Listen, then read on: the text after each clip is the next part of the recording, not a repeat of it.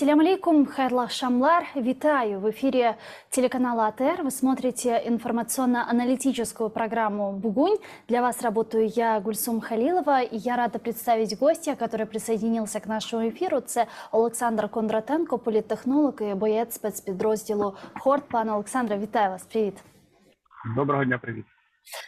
Ну что ж, я бы хотела нашу беседу начать, конечно же, с темы, которая обсуждается повсюду. Это контрнаступательная операция вооруженных сил Украины. Совсем недавно глава РНБО, Рады национальной безопасности и обороны, Алексей Данилов сказал, что никто не знает, когда она начнется. Она может начаться через день, может через 2, а может и вовсе через неделю. Вот как ты думаешь, ощутим ли мы на себе, увидим ли мы вот яркие действия контрнаступательной операции? Как это, по-твоему, будет происходить? Ну, если объективно говорить, то любая контрнаступательная операция – это длительный подготовительный процесс. И, собственно, если там общество не видит серьезных прорывов, ну, сравниваем, допустим, Херсонской и Харьковской области, то на сегодняшний день операция уже стартовала, и она длится уже, ну, я думаю, где-то месяц минимум. Подтверждением тому являются удары по тылам, по штабам, по нефтебазам и так далее. То есть это все уже является контрнаступательными действиями. Если говорить о действиях именно на земле, продвижения нашей пехоты и техники, то таковые действия тоже происходят. Единственное, что они не в тех масштабах, которые, повторюсь, ожидают общество. Продвижение есть, пусть небольшое, минимальное. Частично даже, вот если брать направление Бахмутское, то вот мое подразделение, частично подразделение новосформированное «Гром», бойцы 3-4, 57, они выдвинулись на высоты, занятые рашистами, выбились оттуда, заняли позиции, ну, собственно, продвинулись порядка 2,5 километра, если не ошибаюсь. Ну, то есть это информация достоверная, я склонен доверять своему командованию. Вот. Если говорить о датах, с Даниловым, пожалуй, соглашусь. Никто никогда, нигде, в истории вообще человечества нету того, что на определенную дату мы будем назначать, ага, вот сегодня мы пошли. Да, безусловно. Этого не будет, но мы же оцениваем по свершившимся каким-то данным. Ну вот это произошло, и это уже можно назвать. То сегодняшняя даже вот информационная волна касаемо ударов дронов по Подмосковью, ну, ее тоже можно расценивать с точки зрения наступательных действий. Я объясню, почему это так. Удары по Подмосковью – это в первую очередь не военная операция, а политическая. Политическая по одной простой причине, потому что вся идеология России формируется на образе непобедимости, мощи военной и так далее. Как показывает практика, ПВО у них дырявое, возможность ударить по тылам довольно-таки часто у нас это получается. Но в то же время первые лица государства, мы же заявляем о том, что это не мы. Но эффект, как показывают телеграм-каналы рашистов, он ощутим. И даже если брать первые пропагандистские СМИ, начиная там, не знаю, с Кобея, Соловьева и по нисходящей, то они все, ну, мягко говоря, не знают, как перебить этот информационный повод.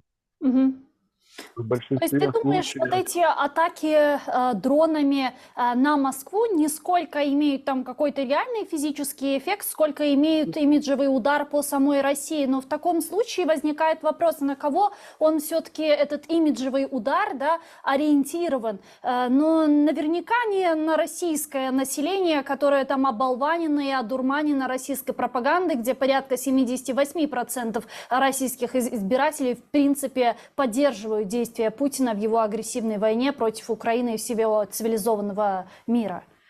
Дело в том, что, с одной стороны, поддерживать СВО, сидя где-то там у себя в какой-то глубинке и до конца не понимая, что происходит, это одна история. А другое, когда тебе вливают в уши ежедневно мощи российской армии, безопасности, это ключевое, кстати, безопасность государства, это сыплется там в одночасье, Но у большинства вот этих вот диванных военных, так называемых, у них происходит ну, определенный слом психологический, что, возможно, не все так празднично и радужно, каким представляется в телевизоре. Сегодняшняя вот эта вот атака, она, я не могу сказать, что имеет какой-то там суперсакральный смысл, но, как говорится, в эту игру можно играть вдвоем. Это, опять-таки, возвращаясь к последним, насколько я знаю, там уже порядка 10 дней кошмарят Киев, ну, собственно, всю Украину этими дронами и ракетами. Без перестанку, уже и днем. И, ну, радостные вот эти возгласы со стороны болота, они немножко подутихают. И еще мне понравились, скажем так, заявления разных людей, которые не являются москвичами, которые живут в других регионах. Вот в комментариях они там пишут очень интересные вещи. Мол, так и надо, а давайте сравняем там эту Барвиху и Лубянку с землей. Ну, то есть российский народ откровенно радуется тому, что прилетает именно по вот этим вот районам Да, Подмосковья. и более того, я не знаю, видела ли ты, вот недавно Левада-центр опубликовала очередные там социальные опросы, результаты социального опроса, и у них там один из вопросов, который они озвучивали респондентам, звучал примерно так: поддерживаете ли вы применение тактического ядерного оружия по территории Украины? И порядка 25%, которые участвовали в этом опросе, сказали: да, мы поддерживаем. То есть 25% поддерживает применение тактического ядерного оружия по Украине, вообще не понимая масштабов того, что может произойти, и не понимая, какой ответ за этим последует. Ну, в этом есть и самая большая проблема всей нации, если ее можно так назвать нацией. То, что абсолютно глупый народ, не отдающий себе отчет вообще ни в чем. Вот. Ну, местами даже жалкие они по своим умозаключениям. Порой, когда наталкиваешься на какие-то такие высказывания обычных россиян, диву удается, неужели люди могут мыслить такими категориями, ну, и жить в таком мире замкнутом. Но, судя по всему, для изменения сознания в Российской Федерации людей необходимо, если уже это произошло, даже если мы не подтверждаем, что это мы, то такого рода атаки будут учащаться. Угу. И надо уже нам привыкать. Не хотелось бы, конечно, говорить где-то слово «привыкать», но мы должны отдавать себе отчет в том, что неизбежно может произойти то, мы будем жить в таком мире, как живут, например, Палестина и Израиль. Ну, То есть это мы должны... условия перманентной войны, это десятки лет, если мы говорим о Палестине и об Израиле. Да, Гульсум, именно в таком формате. Если политическая верхушка в РФ не изменится в следующем году, выборы опять-таки, и, скорее всего... Но мы и сейчас можем с тобой предсказать результаты выборов в следующем году в России. Тут не надо быть пророком. Да, но многое зависит от того, что будет происходить именно на фронте и как дальше повернется ситуация с непосредственными боевыми действиями на земле. То есть если мы моделируем ситуацию, я себе так представляю, длительный подготовительный процесс. Все уже устали ждать, уже почти 3 месяца мусолится тема контрнаступлением и так далее, и его не происходит. И в какой-то степени многие граждане Украины они там разочаровываются, начинают говорить, что, мол, а сколько же можно ждать. Ну, до конца тоже не понимая, что происходит. Но это надо отдать должное. Вот. Люди до конца не понимают, что происходит. Потому что у нас, есть телемарафон, в котором все прекрасно и сказочно. У нас есть информация из телеграм-каналов, куда регулярно попадают видео, опять-таки, наших людей, которые продолжают снимать ПВО, не доходит до них. Вот. Как бы ужасно это ни звучало, большинство моих друзей, я могу уже назвать их друзьями военных, формулировка такая: ну, наконец-то киевляне проснулись и вспомнили, что есть война. То есть даже вот эта формулировка, она немножко ужасна по отношению к, ну, к тем людям, которых мы, собственно, защищаем. Но в то же время, да, действительно, все очень сильно расслабились последний год. И, ну, там война, а здесь типа все хорошо. А что ты имеешь в виду Поэтому, под словом «расслабились»? ну, знаешь, когда ты возвращаешься с Востока, где нету ничего живого и так далее, и видишь, что горе, слезы людей, которые теряют все, родных, близких и тому подобное, а приезжая в столицу, наблюдаешь картину, где, ну, абсолютно все расслаблены, работают ночные клубы, оно-то Мгм. вроде и неплохо, но информационную повестку, которую диктует нынешняя власть в стране, она как-то, я не могу назвать, она какая-то лайтовая. Ну, мол, одни должны сопереживать, не видеть, а другие, ну, вообще, ничего, вот ничего не поменялось. И опять-таки, вот смотришь, немножко такое отступление. Сегодня, там, если не ошибаюсь, в парламенте проголосовали, ну, или не сегодня, ну, не суть. Смысл такой, что с 1 числа опять возвращаются проверки бизнеса, возвращается то налоговое бремя, которое было до войны, как будто война закончилась. Ну, как бы будут еще больше ущемлять тех, кто еще как-то здесь пытался выживать, не понимая того, что малый и средний бизнес, какой бы он тут ни остался, он продолжает платить налоги, и это работает экономика. Потому что если завтра кран финансирования перекроют от наших западных и европейских партнеров, то такая инфляция может начаться, что ого-го. И это Но опять-таки возвращается к тому, что мы говорим, в стране не все так хорошо, как многие могут себе подумать. Они думают, ага, доллар по столько-то, цены такие-то, да, потихоньку растут тарифы, и все это норм. Но если уже произойдет, не дай боже, вот именно вот такой вот слом финансовый, будет просто непереливки, як то кажуть. Мгм. Но это возможно, по-твоему? Ведь мы видим сегодня, как наши западные партнеры с еще большей активностью и интенсификацией помогают и поддерживают нас как в военно-техническом, так и финансовом плане. Вот только недавно Европейский Союз выделил очередное количество там миллионов, десятков миллионов, сотен миллионов евро на поддержку Украины. Ну, там одна из стран на 2 миллиарда, да, эта информация присутствует. Но я же не экономист, и ты не Мгм. экономист. Есть люди, которые занимаются экономической политикой в стране. И даже не будучи экономистами, если посмотреть, как в любых других странах, когда наступали кризисные какие-то явления, так называемые, что происходило с политикой именно в плане налоговой политики, то наоборот давали возможность, делали кредитные какие-то каникулы, убирали налогообложение некоторым там верствам, ну, некоторым слоям населения, которые занимаются определенной деятельностью, для того, чтобы поддержать экономику страны. Здесь же наоборот.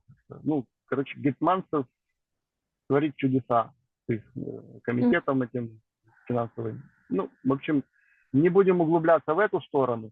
Вернемся к тому, с чего начали.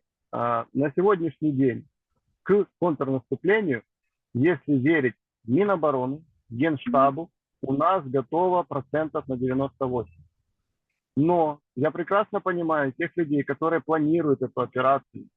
А операция серьезная и масштабная, и я более чем уверен, ни в одном, и ни в два, и ни в три направления, гораздо больше. У нас нет права на ошибку. И западные партнеры это прекрасно понимают. Поэтому обучение, поэтому возможное поступление даже авиации, которая не будет принимать участие. Мгм. Вот. Авиация нам будет поступать для того, чтобы, ну, я опять-таки не исключаю, что этот конфликт может затянуться, и эти ракетные удары будут продолжаться, для того, чтобы просто наше ПВО еще более усилить, другими словами.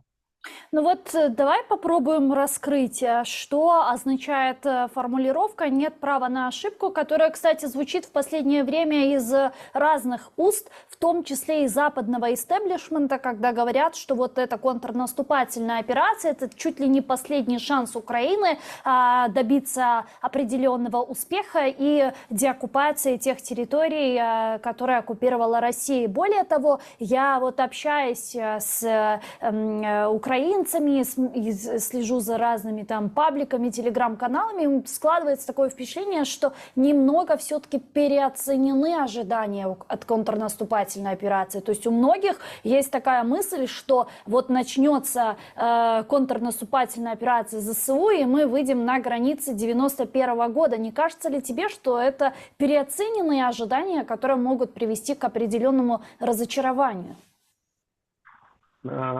Первое. Западные партнеры, которые нас финансируют, ожидают от нас определенных результатов. Ну, это если быть эффективным. Определенные результаты – это успехи. Но это промежуточные результаты или это вот та конечная цель, на которую мы ориентированы, выход на границы 91 года? Я, наверное, с тобой в данном случае больше согласен, чем с теми, кто хочет там границы 91 года. То есть я в этом случае не поддерживаю тех, кто вот с такой легкостью говорит, мы там зайдем в Крым, мы возьмем то, мы сделаем это.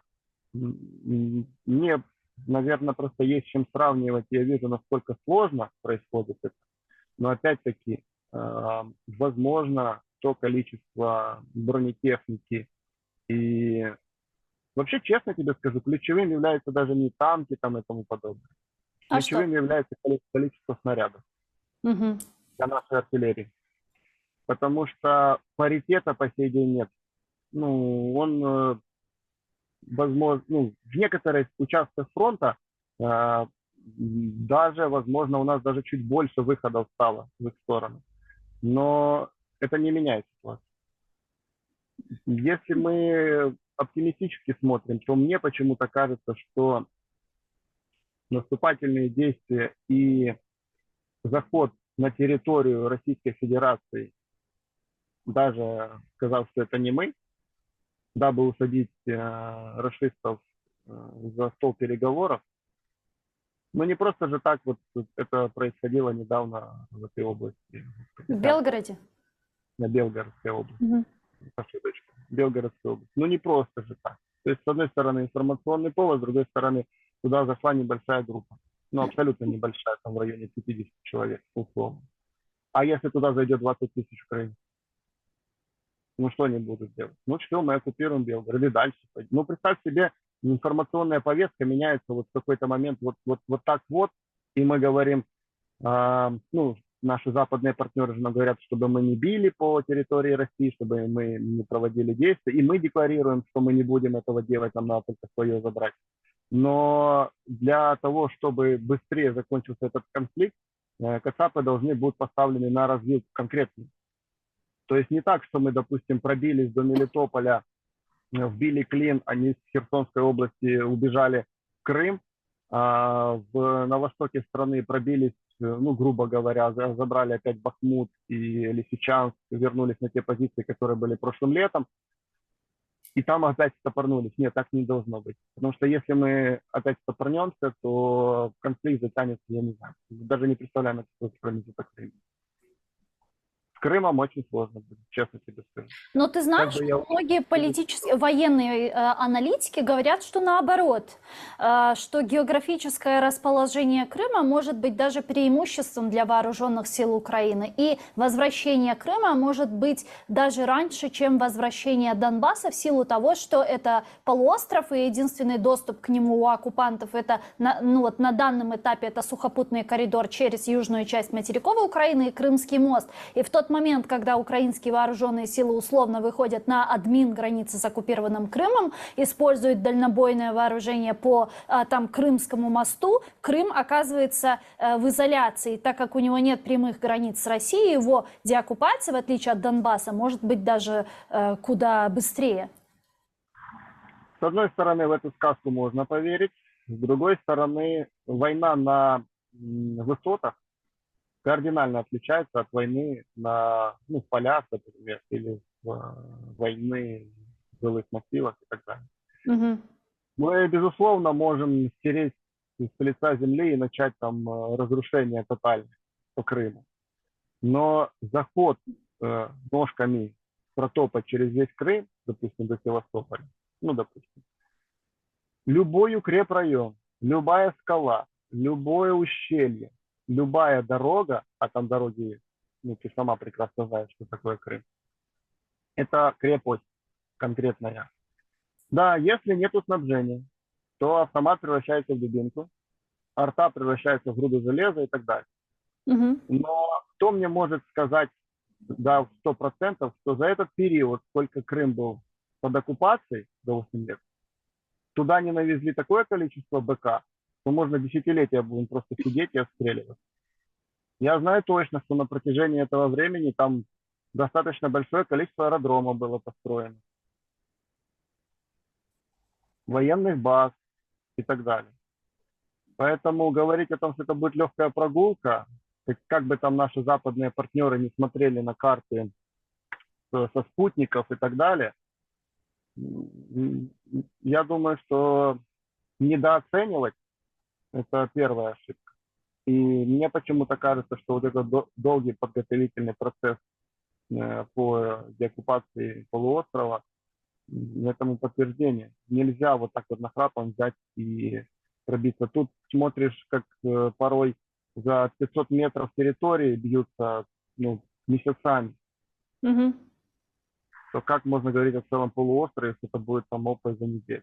Это Ну, это только в военный случае, путь возвращения. А что касается возможного политико-дипломатического, когда Путин будет вынужден уйти, или это нереальный сценарий?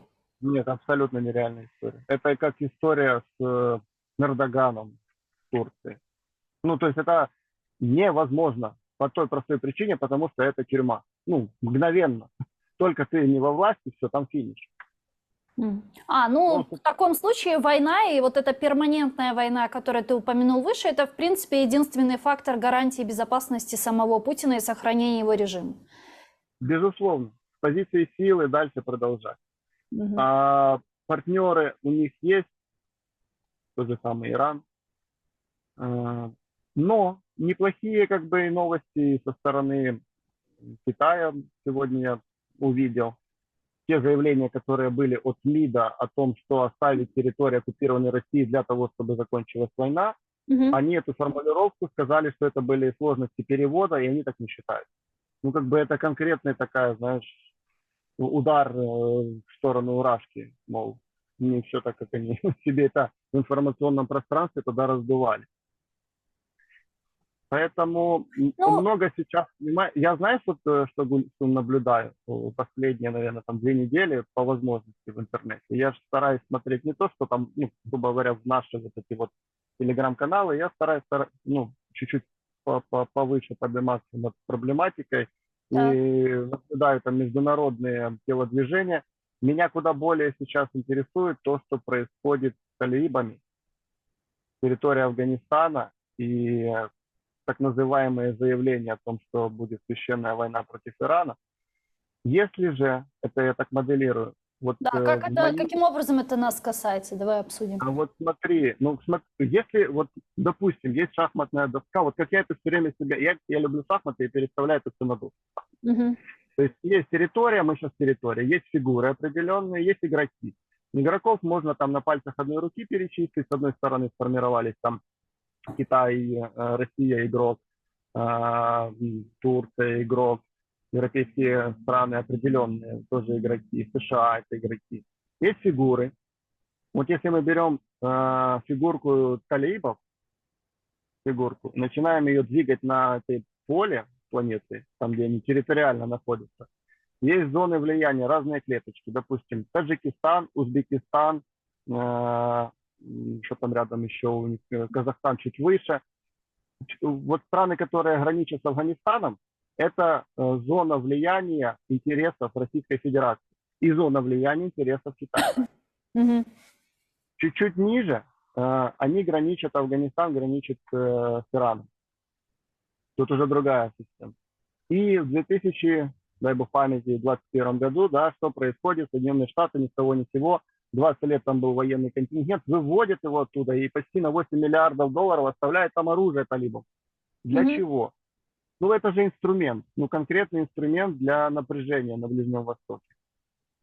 И более чем уверен, финансирование талибов происходит как с России, так с Китая, так и с США. И в какую сторону вот эти вот неуправляемые ребята двинутся, это еще большой вопрос. Зона напряжения одна. Вот, допустим, мы здесь в Украине сейчас потушили пожар, так называемый геополитический, военно-политический, как угодно, соприкосновение Востока и Запада. Значит, в другом месте для того, чтобы противостояние продолжалось, надо подпалить. Если там это сейчас начнет разбираться, я более чем уверен, у нас в ближайшем будущем все потушит. А тебе не кажется, что Талибан на стороне Рашки? Ну, Кстати, конечно, Россия сейчас, же да. единственная страна, как предводитель террористов, единственная, которая с ними встречались, они и наладили там типа дипотношений. Да, но самое интересное, что у них прописано, что это запрещенная организация на территории Да, России. да, То есть да. у них это, знаете, такой дуализм мнений, это какая-то параллельная реальность. Да, они действительно так для чего сделали? Они специально ищут себе союзников, за весь цивилизованный мир от них отвернулся, от этих дураков.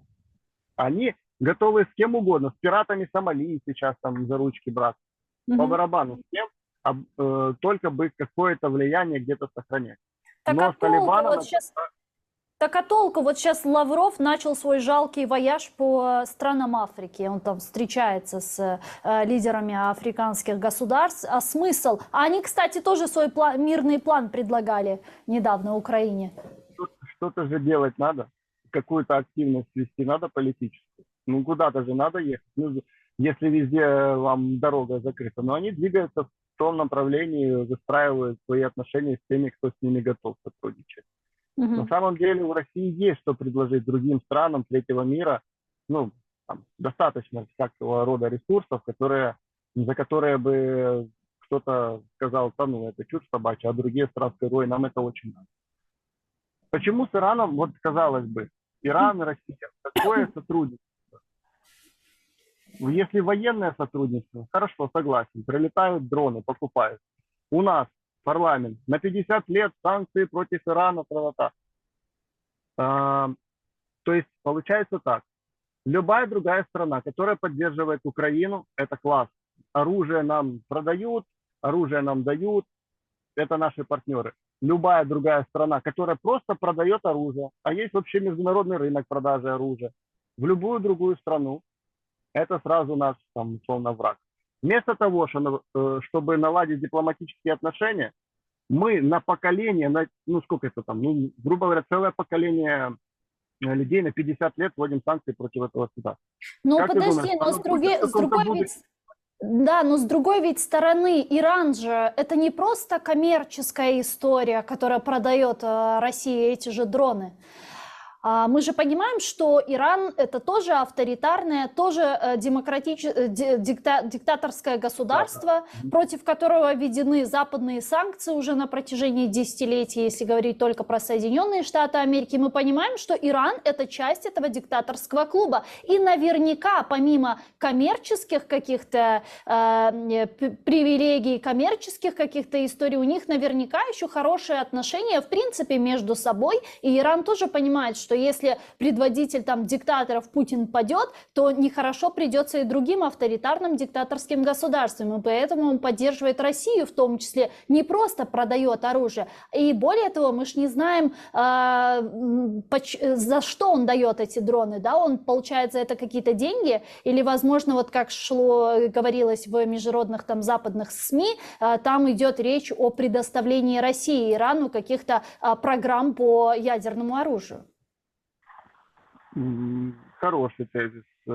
Последнее, наверное, пожалуй, соглашусь Мгм. касаемо ядерного оружия. Но касаемо авторитарных правителей других стран, не у всех получается иллюзию создать демократии, как, допустим, создал это Эрдоган в Турции. Ну, не у всех так, ну, не все такие политики, понимаешь? Хотя там точно такая же автократия и единовластие, ну, вот тут у них последний шанс был, грубо говоря, вот недавно. И турки обычные говорили в открытую, это последний шанс что-то изменить в стране. Потому что за 20 лет, на самом деле, первые 10 лет правления, там был колоссальный рост ВВП и так далее, инвестиции пошли туда, он молодец в этом плане. Ну а потом он пошел по пути авторитарного правления, зачистки полные. И, собственно, та поляризация общества, которая сейчас у них там произошла, выборы показали 52 на 48, это колоссальная поляризация. Не успели пройти выборы, в провинциях начались опять протесты. Ну, сложно балансировать, но у него получается. Конечно, любые какие-то такие серьезные провалы собственные в своей политике внутренней, он умудряется их как-то перевернуть себе в плюс. Ну, стоит отдать должное, он серьезный такой игрок. И умеет заигрывать и с Европейским Союзом, и есть рычаги влияния у него определенные. Это беженцы, сирийские беженцы, беженцы с Афганистана. То есть, когда Европейский Союз становится в позу и начинает ему диктовать какие-то условия, он к этому опять инструменту прибегает и говорит: я открою границы, и вы там все захлебнете. Поэтому касаемо авторитарных государств, если бы был, допустим, клуб, так называемый, авторитарный, в этот клуб достаточно много могло бы быть. Ну а чем тебе ОДКБ не клуб? Туда можно еще, кстати, добавить Ким Чен Ына, вот можно Хомейни добавить. Боже упаси, чтобы это было присоединение. Тогда проблемы колоссальные были бы у всех. Нет, такие присоединения, ОДКБ себя уже показал как не рабочий инструмент. Ну, собственно, как и НАТО себя проявила не так, как себя подразумевали. Угу. Глобальная архитектура мира изменяется. И на нашей с тобой памяти мы еще увидим абсолютно другие международные коалиции, новое формирование, возможно, даже изменение территориальных границ многих стран. Угу. Ну, такой век. Многие люди заблуждаются в своих суждениях, когда говорят вот мир. Нет такого понятия. Мир понятия не существует. Есть понятие перемирия. Все человечество всю свою историю воюет. Всегда.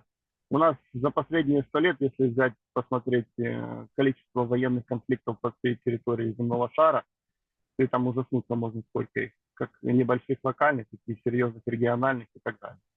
И неразрешенных там по 100 лет, по 50 лет. То есть это всегда происходит и будет происходить. Ну, просто нас пытаются как-то со школы учить вот мир. Это такое. Ну, нет мира, есть перемирие. И для того, чтобы это перемирие было сбалансированным и на протяжении длительного времени, в каждом государстве, где есть какие-то спорные территории, неразрешенные религиозные вопросы и так далее, у власти должны быть политики, которые дипломаты в первую очередь. Потому что у нас за демократией прикрываются абсолютно все. Иллюзию создают вот эту демократию.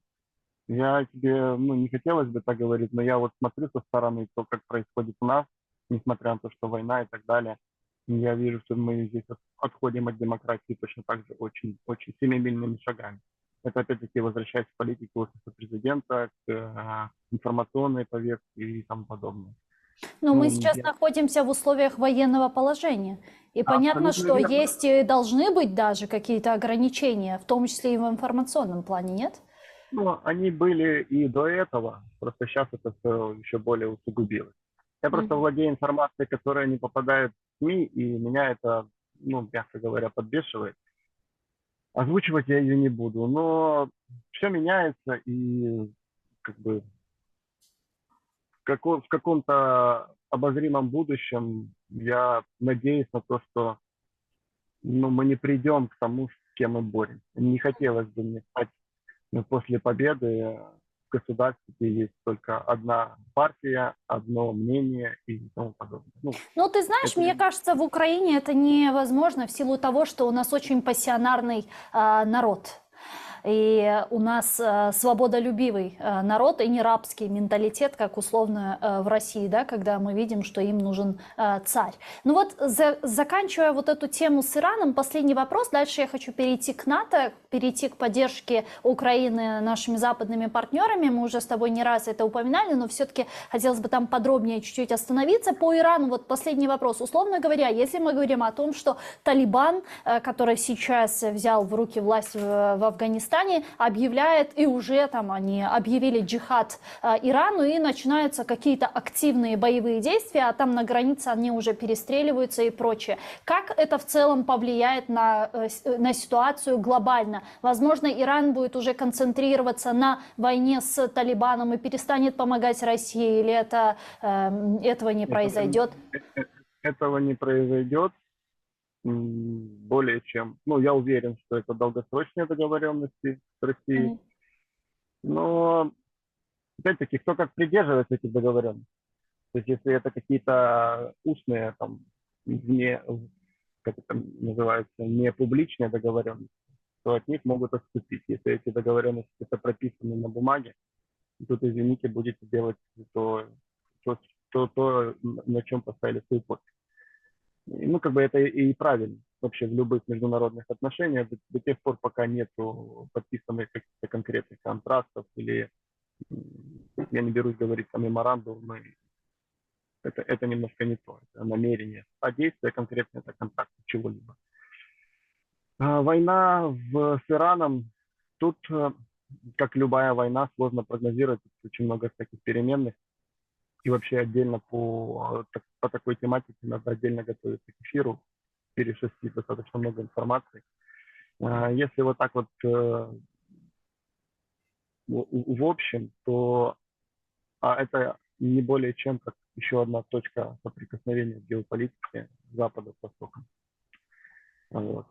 Но любая война это не есть хорошо, но любая война это политика.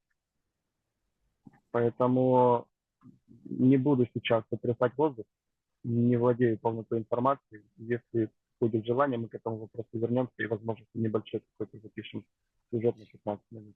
Ну, будем следить за развитием событий на ирано-афганской границе, и будет, думаю, еще время, и будет что обсудить. Возвращаясь к Украине и возвращаясь к поддержке нашими западными партнерами нас, и непосредственно вот последних активных ударов России, ракетных ударов России по Украине, и в частности по Киеву, они очень активизировались. Последние 3-4 дня практически каждую ночь запускают сюда вот те же иранские дроны «Шахеды», а те же ракеты, и вот недавно они вовсе там «Искандерами», баллистическими ракетами по Украине стреляли. Вот как ты думаешь, вот такая активизация, это проверка на прочность тех же «Патриотов», которые нам предоставили Соединенные Штаты Америки, как говорят многие военные аналитики, или же есть какая-то другая цель?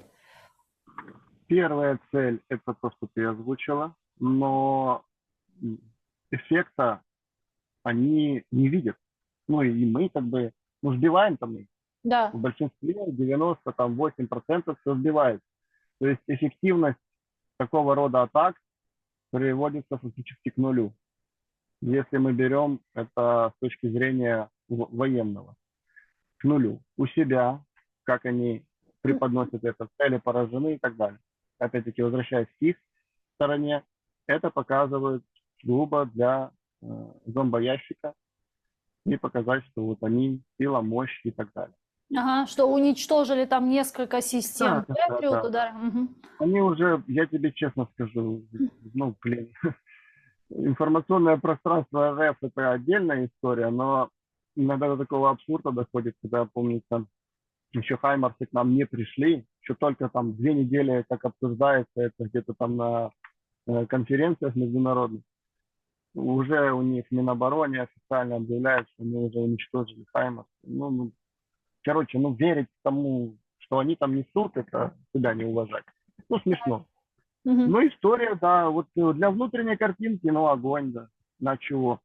У нас точно так же достаточно людей, которые очень болезненно переносят вот эти вот воздушные атаки и что там кривить душой. Многие мои знакомые, откровенно переживают, страшно, Это факт. Когда происходят такие взрывы и тому подобное, это факт. Но как человек привыкает ко всему, достаточно уже там посмотреть кучу мемов из серии, ой, что-то сегодня так плохо спится, сирены же не было в Мгм. этом году. Поэтому продолжение этих атак будет, но если они не попадают по военным объектам и то, что они декларируют из себя, там это не более чем пшик. Системы ПВО Киев, ну, по моим наблюдениям, наверное, защищен лучше, чем сейчас в том же самом Израиле. Вот. Что-то более, устрашение, знаешь, если бы это было в начале войны, я бы понял, да, это очень страшно было бы всем, потому что сбития не было бы, это все прилетало бы, все взрывалось туда, да. Сейчас, ну, какая-то... Я вообще эту логику их действий вообще не понимаю. Вот я пытаюсь себя поставить на место командования там России военного, или военно-политического, бог с ним. Мгм. Но вот они как бы декларировали намерения понятны, вот захватить страну, понятное намерение, но Мгм. логика действий абсолютно напрочь отсутствует. Я не могу по сей день понять, как можно было, уже будучи на половине там территории страны, взять и вывести войска там, не знаю, в Черниговской области, под оккупацией был, под Киевом, что им мешало продолжать сюда десант забрасывать. Ну, в общем, собрались, ушли, и слава богу. Слава богу. У нас, конечно, сказали, что мы их прям выбили всех, но я-то там был, и я знаю, как мы их выбивали. Они по свистку собрались и ушли в какой-то момент. Ну, не без того, что там они отступали, отбивались, но это было так. Ну вот, кстати, Поэтому, тоже многие же говорили, что когда, условно говоря, там войско убегает, да, с той или иной территории, оно занято тем, что оно убегает и защищает себя, свою там жизнь, и им не до местного населения. ну Не да, не до репрессий, не до никого, не убийств, не до насильств и так далее. А тут вот реально такое было ощущение, что они все, что было в Ирпене, в Буче, в Гостомеле, сделали назло перед уходом. дали возможность, значит, делать так. Не хочу никого там осуждать, ну, это страшное, конечно, то время было, и вообще наблюдать, что там было до того, как туда телекамеры какие-то приехали. Но мы все время говорим именно об вот этих городах. А если мы немножко вглубь туда пойдем или чуть выше, там же не лучше была ситуация. И на Востоке, если не в десятки, возможно, в сотни раз хуже ситуация. Это для тех, кто думает, что ну, типа, война отошла, значит, все нормально.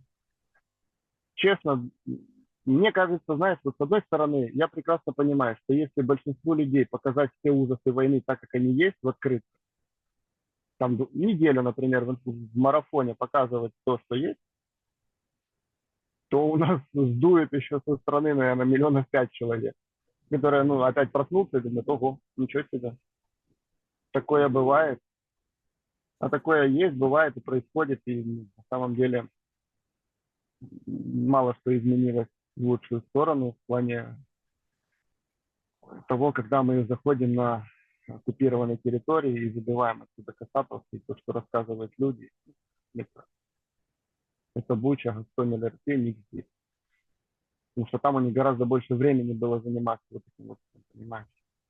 А как сейчас тебе видится стратегия вот, действия России? Что они сейчас на данном этапе, вот их промежуточная цель, по-твоему, какая? У меня, знаешь, складывается впечатление, что это какая-то предсмертная агония начинается. Мгм.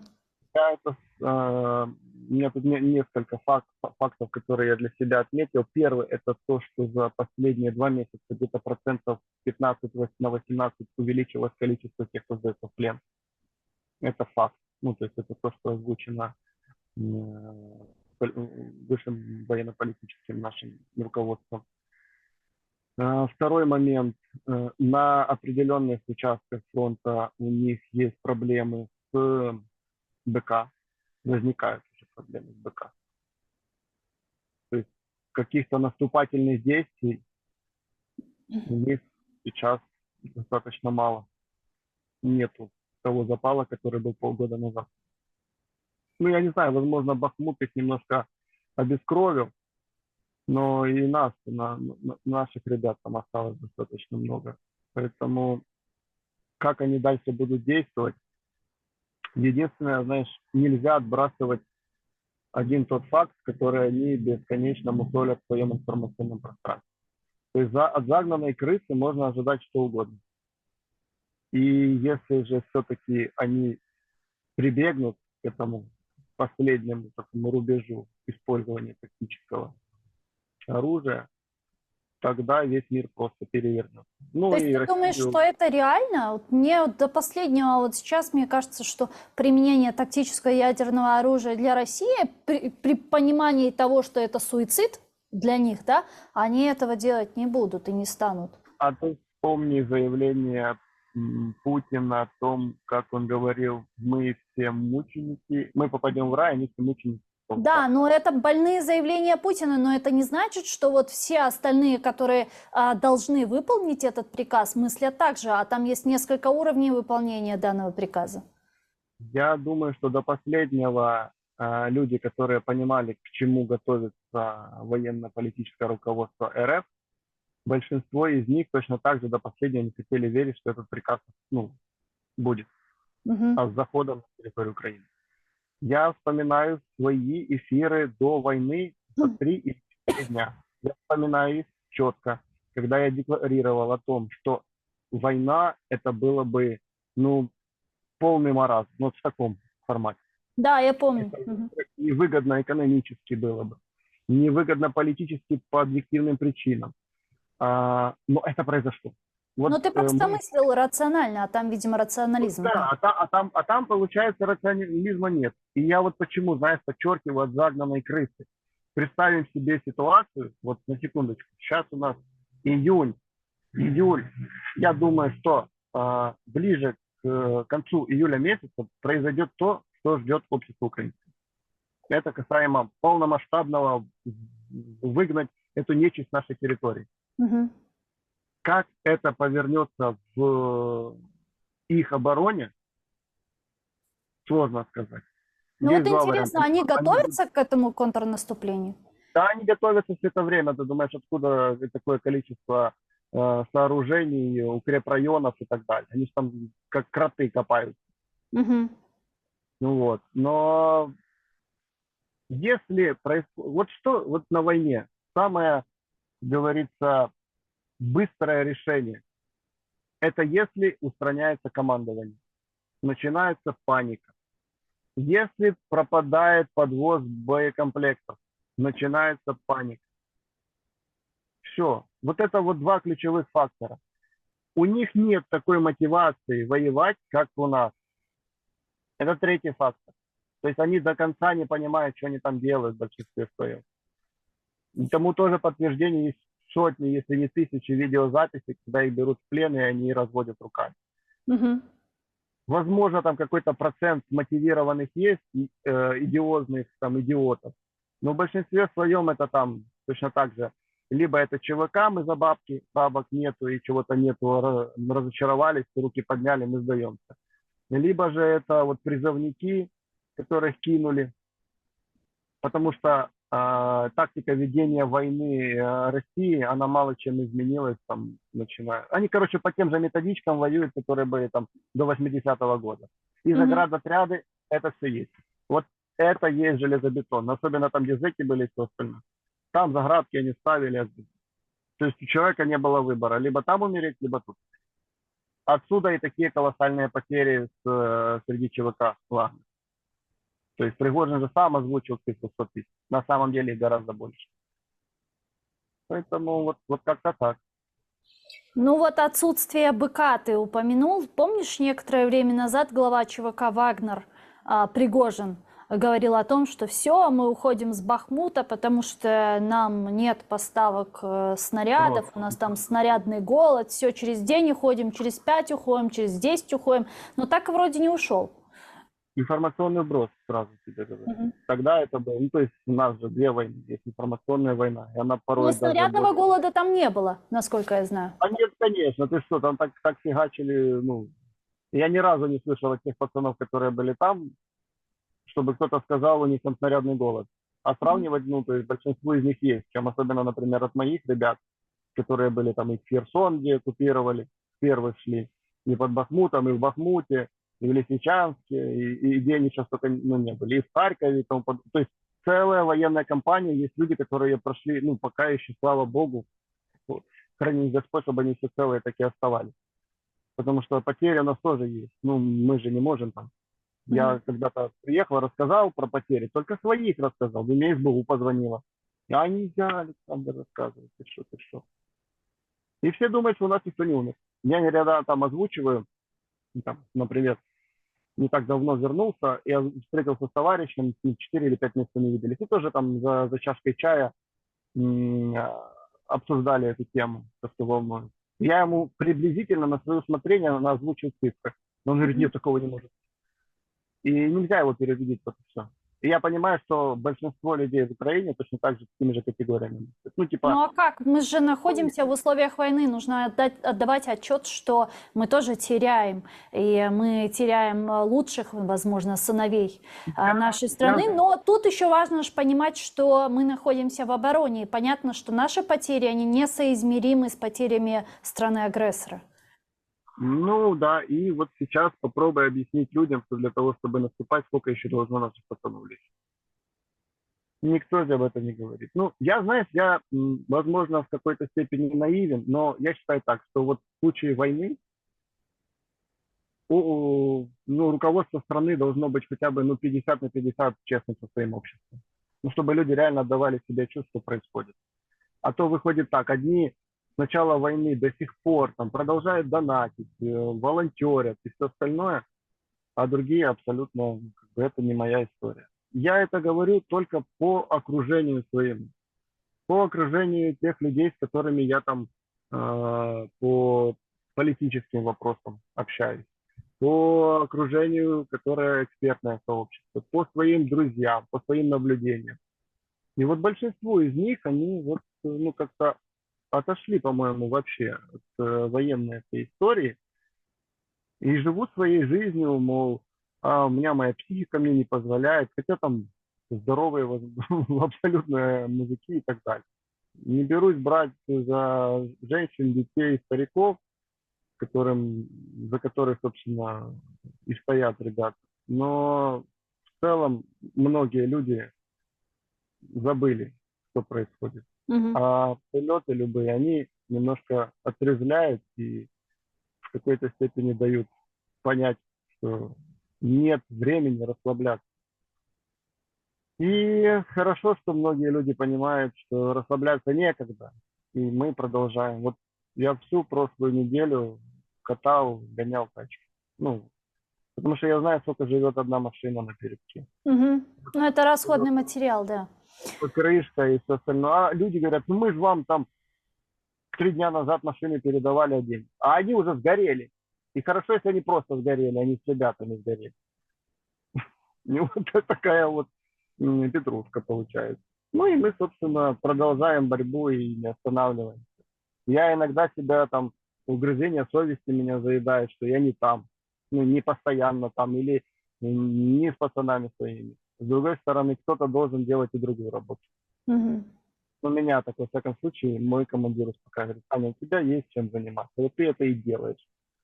Надо будет, я знаю четко, что по приказу ты пойдешь туда, куда ты ходил, и пойдешь дальше, ну и все. И я себе вот выбрал этот путь и плыву по течению помощи нашим Збройным силам Украины. Информационно, значит информационно. Физически своим трудом, значит так.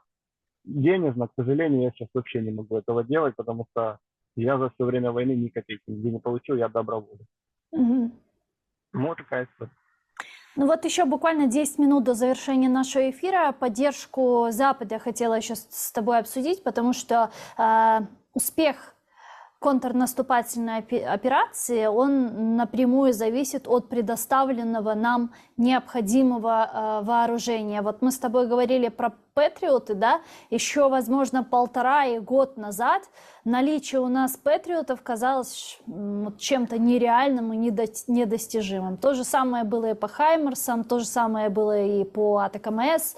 До этого, помнишь, и по Джавелинам мы не очень-то и верили, но они еще пришли до начала широкомасштабного вторжения России. Сейчас речь идет об F-16, да, и наши пилоты уже проходят обучение на американских истребителях. И многие говорят, что если бы все вот это оружие, которое сегодня есть у нас, возможно, пришло бы раньше, сейчас ситуация на поле боя, возможно, была бы другой. И, возможно, как раз был бы тот паритет, о котором ты говорил, когда мы могли бы вести симметричную войну, а не асимметричную, как сегодня. Как ты думаешь, вот почему все-таки нашим западным партнерам понадобилось вот столько времени, чтобы наконец предоставлять нам то оружие, которое нам крайне необходимо? Потому что наши западные партнеры играют абсолютно другую игру. Это опять-таки возвращаясь к шахматам. Кто у нас там есть конкуренты, да, а есть партнеры на международной арене. Вот Запад конкурирует с Востоком, Запад конкурирует с Россией. Короче, игроки конкурируют один с другим. Если бы мы, вот как ты сказала, сразу же все получили, безусловно, военные действия были бы абсолютно другими. Безусловно. Но так как не сразу мы это все получили, а получали вот по зернышку, по капельке, и получали ровно столько, сколько нам хватало сдерживать до определенного момента.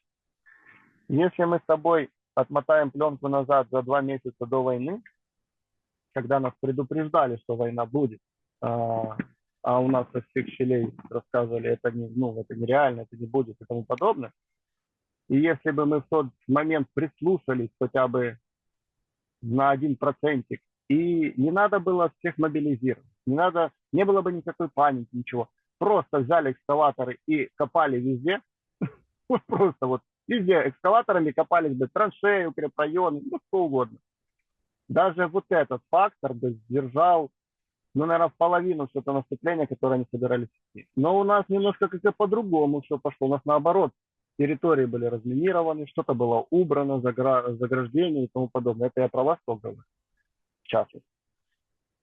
Помощь они оказывают ровно настолько, насколько им необходимо, чтобы ослаблять Российскую Федерацию.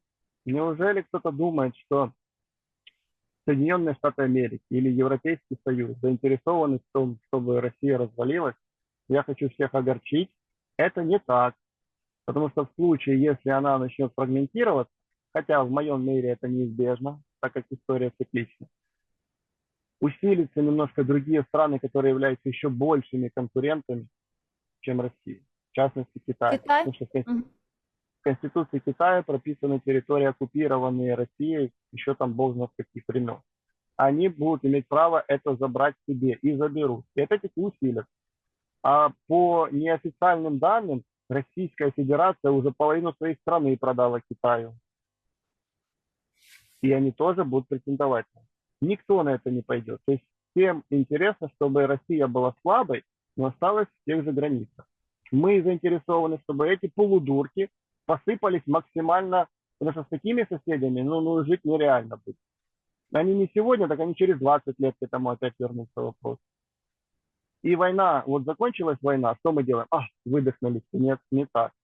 Мы должны строить такую армию, чтобы у них даже мысли не было никогда сюда сунуться. Чтобы они понимали, что если сюда что-то прилетело, то в ответку прилетит 100. Тогда никаких военных действий не будет. Потому что, хотим мы этого, не хотим, дипломатия все равно победит в какой-то момент. Но нам же важно от одной из сторон, а именно от них получить бабло. Компенсация. Нам нужны деньги, будет компенсация. А если мы говорим о компенсации, так это сколько? Вот столько или вот столько? А если это нигде не прописано? А если нет факта объявления войны? То как на международных судах будут работать эти контрибуции, репарации и все остальное? А никак. И спросить не с кого. Вот завтра Путин там выйдет у себя на площади и скажет, все цели достигнуты, денацифицировали, people их хавает это все в большинстве своем, И они вернутся к себе в свое вот это мухосранство, забьются в свою Россию, конуру. Будут жить под санкциями длительное время и все остальное. Но мы ничего не поимеем с этого. У нас больше половины страны просто выжженная земля. Кто ее будет отстраивать? Европейцы, у которых своих проблем по уши? Или Соединенные Штаты Америки, у которых вот позавчера или там 3 дня назад разговаривали о дефолте опять, разговоры были. У всех свои проблемы. 2024 год будет ключевым, потому что в большинстве стран будут проходить выборы. Если с Россией мы с тобой уже определили, что там этот плешивый дед остается, то возникают большие вопросы, что будет в Соединенных Штатах Америки. А ты думаешь, они рассчитывают на победу Трампа либо Десантиса? Ну вот, конечно, потому что Трамп это самостоятельный политик, имеющий первое, что финансы, деньги у него есть. У Байдена немножко другая история. И Байден прекрасно понимает, что для того, чтобы он имел колоссальную поддержку и с чем-то выйти к своим избирателям, он должен здесь, в Украине, показать, что мы здесь демократию отстояли, благодаря вашим налогам, которые вы платили на войну в Украине. А если мы здесь посыпемся, то с чем он скажет? Американцы такие, блин, они так далеко, а зачем я это все платил, своих налогов и тому подобное? Ну, понимаешь, да, как это можно завернуть? И плевать на все эти скандалы и тому подобное. И если Трамп, не дай бог, становится опять президентом, нам кранты. Просто. Он же, заявление его было четко, он сказал, если я становлюсь президентом, я войну в Украине заканчиваю за 24 часа. Вопрос как? А просто. Вот так перекроется кран с баблом. Вот так вот. И запищим мы тут, как мыши на сковородке. Не, ну слушай, этого с другой же стороны, ну подожди, с другой же стороны есть Конгресс, есть Сенат, и мы не можем сказать, что вся республиканская партия, да, она пророссийская, да, там есть несколько республиканцев, которые там озвучивают какие-то пророссийские нарративы, но ведь в основном республиканцы поддерживают Украину. Теперь опять возвращаюсь. Ты все правильно акцент расставил, я просто его не озвучил. Это промежуток времени. Ну, на промежуток времени это все растягивается. Лодку начинают качать там до той степени, пока здесь все, что там они напринимали, не оборачивается в обратную сторону. Эти механизмы, если посмотреть, как это происходило в других военных конфликтах, где США поддерживали одну из сторон, они плюс-минус вот так вот, как у нас. То есть пока интерес есть, будем вливать. Нету, до побачення качки. Опять возвращаюсь к выборам. В Европейском парламенте выборы. Ты думаешь, им до войны? Они на войне, на военном конфликте набирают себе политические баллы. Как только кто-то где-то победил, я вот сейчас очень внимательно буду наблюдать, как себя будет вести Эрдоган. Потому что это многовекторный политик, и мы прекрасно знаем, какие у него отношения с Рашкой. Я думаю, что кардинально его политика не изменится, он будет вот в том русле. Да, абсолютно с тобой согласен. Говорил об этом буквально позавчера. Да, он будет вести ту же самую политику, которую он ведет 20 лет. Возможно, даже сильнее немножко гайки закрутит оппозиции. Потому что им этот дисбаланс 52/48, ну как-то это поляризованность общества им не очень. И на фоне инфляции, на фоне того землетрясения, которое произошло, когда правительство как-то первые 3 дня не помогало людей доставать. Ну, там есть свои нюансы, скажем так. Ну, у Эрдогана все в этом плане в порядке. Он давно плавает в этой политической кухне, и он знает, как эта история выразить. А то, что он победил, это закономерность, скорее всего. Спасибо тебе большое, Чоксагл, что нашел время, подключился к нам в эфир и ответил на наші вопроси. Теşekkürler. Олександр Кондратенко був з нами на прямому зв'язку, політтехнолог, боєць спецпідрозділу ХОРТ. Залишайтесь першим кримсько-татарським. Корушкенджі arkadaşlar.